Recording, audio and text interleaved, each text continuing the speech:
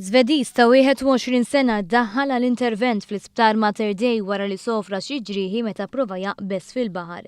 L-inċident seħħ l-ħabta tal-10 ta' filgħodu fil-post magħruf bħala St. Peter's Pool f'Marsa Xlokk. Fuq il-post isejħu l-membri tal-Protezzjoni Ċivili flimkien m'ambulanza illi assistew lill-ġuvni. 3 persuni ttieħdu l-isptar Mater Dei għall-kura wara li kienu involuti f'inċident ta' traffiku li seħħ l-ħabta tal-5:30 tal-ħadd filgħodu fi triq Sant'Andrija fis-Swieqi. F'dan l-inċident Taljan ta' 29 sena li kienet isuq vettura ta' tip BMW għal xi raġuni tilef il-kontroll u nqaleb.